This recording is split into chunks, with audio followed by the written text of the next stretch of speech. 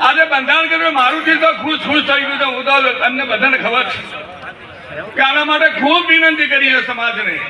20 વર્ષથી આ ધંધો કરે છે અમે બધાએ, પણ આજે એવો ટાઈમ આવી ગયો છે માતાજીના મંદિરને તમારા બધાના આશીર્વાદ થઈ ગયા છે. ત્યારે વ્યસનની હમણાં બાપુ સાહેબે વાત કરી, વ્યસનની સાથે સાથે કુરિવાજોએ દારૂ વાળો તો કદાચ 2 રૂપિયાનું પી જાય, 5 રૂપિયાનું પી જાય, 50 રૂપિયાનું પી જાય, પણ કુરિવાજોએ હજારો વીઘા જમીન વેચાઈ મારી છે. એના માટે શું? હજારો વીઘા જમીન વેચાઈ મારી છે, એક વીઘો પણ નથી. અને તો એ કહે છે 5 લાખ 2 લાખ 3 લાખ ચાંદલો આપો તમારી દીકરી લઈ જઈએ. તિજોરી આપો, ટીવી આપો, ફલાણું આપો, ઢેકણું આપો, રહેવાનું ઠેકાણું ના હોય. તિજોરી તમારી તડકે પડી હોય.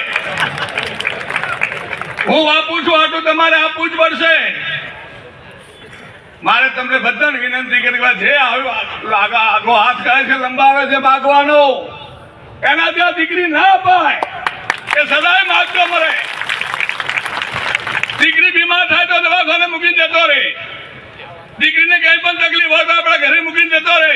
આવો માગવા વાળો, હું તો કહું છું ભીખ માગવા વાળા દીકરી ના આપવી જોઈએ. સદાના માટે વિચાર કરજો. અભ્યાસની વાત કરી, ખૂબ સારી છે. હું પણ હાઈસ્કૂલ ચલાવું છું. અભ્યાસની આજે જરૂર છે, એની સાથે સાથે દીકરા દીકરીઓને સંસ્કાર આપવાની પણ જરૂરિયાત છે સાહેબ. અને સંસ્કાર હશે તો જ આ સમાજ સુધરશે. એટલે આપ સૌને મારી 2 હાથ જોડીને વિનંતી છે કે બીજું કંઈ ના કરો તો કોઈ નહીં.